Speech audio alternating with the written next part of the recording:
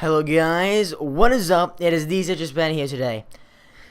And we're trying something a little bit different with this new little Let's Play I'm doing. So let's just try this out now. As you can see, I've got a couple characters here. We'll go down to, this is my tank, this is my main character.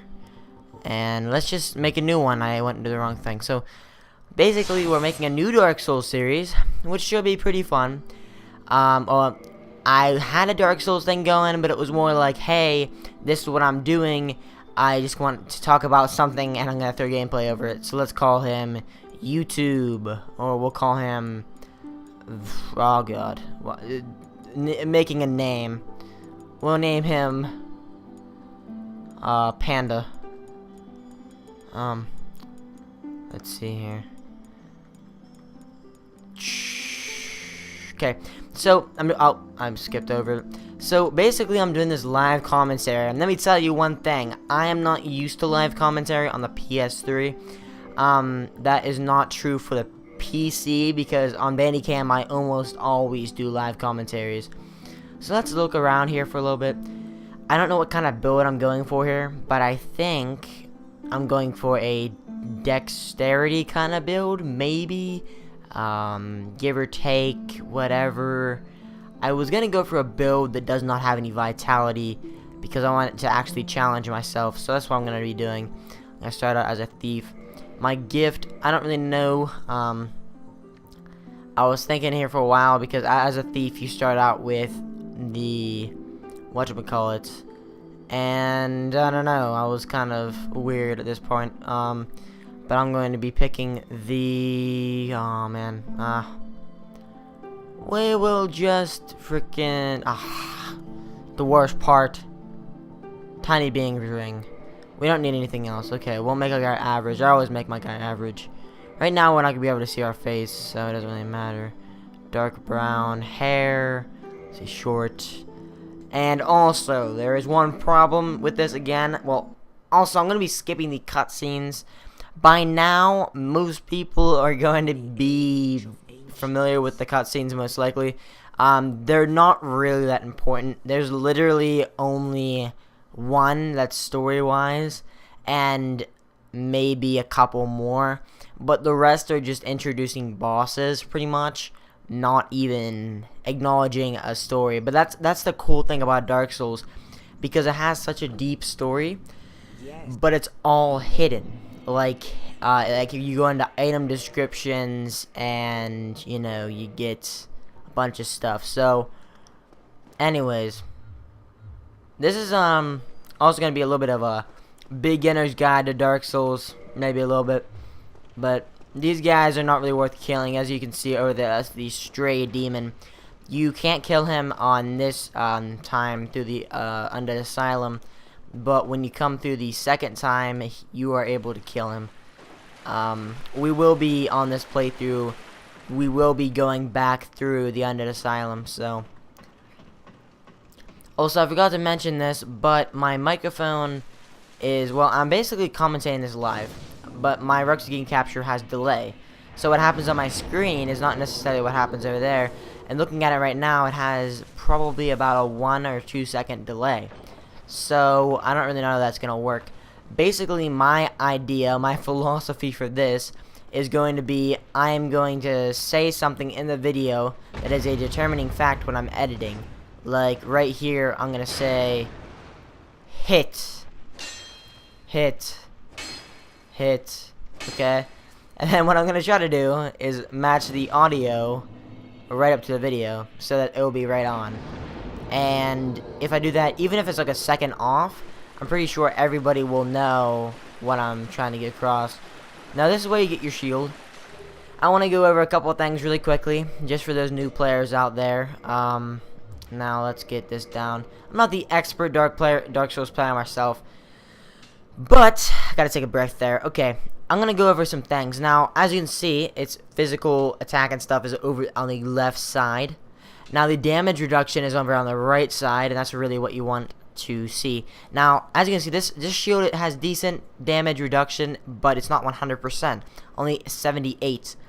And it has decent stats other than that to some elements, but not the greatest. I mean, 30% to magic and stuff like that, you can see them. Now, I want to talk about param bonuses once I go get my dagger, and critical bonuses and things like that. So, this guy's gonna run away. He's supposed to run away. I don't know. I've never had him not run away. Have you ever had this guy not run away? He always runs away from you. Oh god, I gotta get my sword. Or my dagger, rather. Okay, let's equip my bandit's knife. I gotta go kill this guy really quick, then I'll explain a couple things. Oh wow, I had my menu open there. Yeah, I've never actually had that happen. Have you guys ever had that happen? That guy doesn't run away? I thought he was programmed to just run away. So let's look here really quick. Toggle display. Okay, now as you can see, there's these things called parameter bonuses. It takes 6 strength and 12 dexterity to use. That's the required parameters. If it is a heavy item, you can usually two-hand wield it. Now the param bonus is B, and for dexterity. So for this dexterity, well, if you're using it paired with a lot of dexterity, you're gonna have a pretty good build here, and a pretty good weapon here at least. Now the critical says 147. That also means that when you do a critical, such as a parry or a backstab, you're gonna be doing a lot more damage. And in the left-hand corner, you saw the bleeding, which is it's useful in a thing such as PvP, where you hit them, and what happens is over time, well, if you hit them the full way, and their bleeding bar gets full, then it does a bunch of extra damage. Kind of like how poison, if the poison bar fills up, then you get poisoned, but a little bit different. So we're just gonna kill this guy. No, get out of here. Okay, I'm just gonna kill him. He actually, no matter what you do, he tries to kill you on your way back through the end of the asylum, and you can just kill him pretty easily, so you might as well. Okay, now I'm gonna show you parry right here. Okay, here. Basically, he's gonna try to attack me. And see how I parried him? And then I did a riposte. Now, basically how that works is you use L2 on a weapon that can parry. Now you can parry on anything. You can parry using your hand. I could parry using my hand. I could parry using any kind of medium shield, any light shield, any offhand weapon, basically. But there are weapons that cannot parry. And also, it has to abide by the fact that it's not a great shield. And it makes sense that you could parry with it, I guess. Also, you can do a backstab. I'll show you a backstab really quick. I'm trying to get around this guy to show you backstab. No? Okay, there you go. That's a backstab. Backstabs and parries and ripostes, they count as critical hits. So with this dagger, I'm going to be doing a lot more damage as far as critical hits go. And later on, you can get the Hornet Ring, which even boosts those critical hits farther. Now parry that and riposte. Now, parrying and riposting is something you have to get used to. It's not just something that you can, hey, I'm going to go parry and riposte at everybody in the game. You can parry a lot of things. You can also do partial parrying on things that you can't parry the full way. But usually in that situation, there's no point that you should probably just dodge. Now, there's also lunging attacks, as you just saw. That also counts as a critical attack, I'm pretty sure. And I used it on the Asylum Demon there. And that's what most people will end up using on the Asylum Demon because it's so easy to do, and it's a good way to get a lot of his health down. Now, on this build, since I'm going to be focusing on dexterity, I'm going to try a different way of playing the game. I'm not going to put any stats into Vitality at all, because I want to put it into Endurance. Because with a dexterity build, my goal is not to get hit. So, if I'm playing a Vitality build, basically, when you put the Vegeta311, I think his name is, said it really well in his everything possible before the gargoyles kind of thing.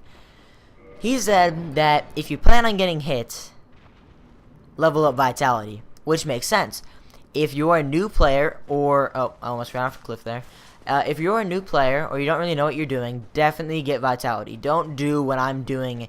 You will die because you don't know what the enemies are going to be doing. You don't know their attacks. There's a Snuggly for later on in the game. It's an invisible NPC that can give you items.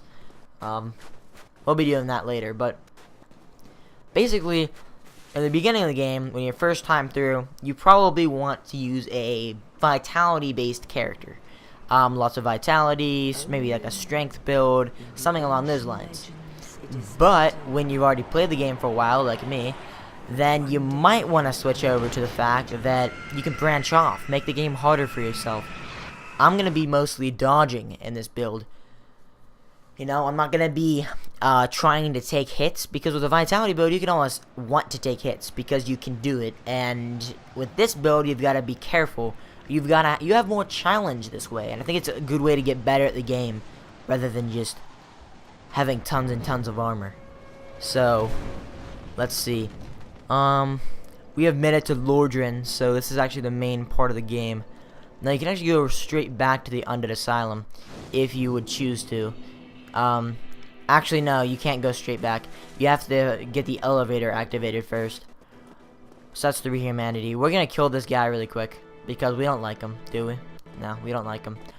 Well, he's probably gonna kill me once or twice. But I have an idea for him.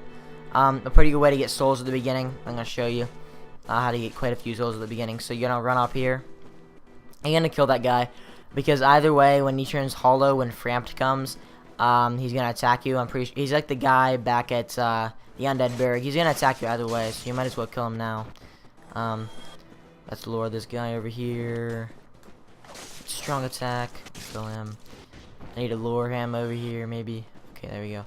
Also, during this whole playthrough, we will be playing online, so that we can do PvP. That's another thing I really wanted to do on this character, to play some PvP, like high crits and stuff. Trying to get the backstabs and the riposte and the parries with the rapier maybe build. That's actually a weapon we're going to be getting here soon, the rapier. Now from what I've heard, although the dagger has more critical bonus, I'm going to wait for him to throw one. Oh, maybe he'll just come at me. Oh my god, did I seriously just do that? Well, although the dagger looks like it has better critical, because it actually says it has a higher amount of critical, supposedly, oh, and I missed that parry. Supposedly, you can actually hit more with a crit. Dang it. You can actually hit more with a critical with a rapier. So I'm actually gonna test that theory once I get a rapier. Uh-oh. I hate when they do that attack right there. Oh god. Okay. So it's definitely gonna be a different kind of style of play for me, because I'm not used to playing. Also, that roll that I just did as I fell, it's notable to do that, because if you were to just fall off, you kind of do a recovery animation, and you'd be standing there and you'd be vulnerable to hits.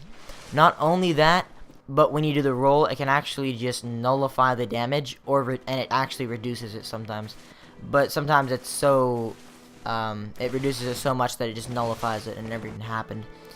Okay, so once you kill everybody, just run over this guy and just start whipping him with whatever weapon you have.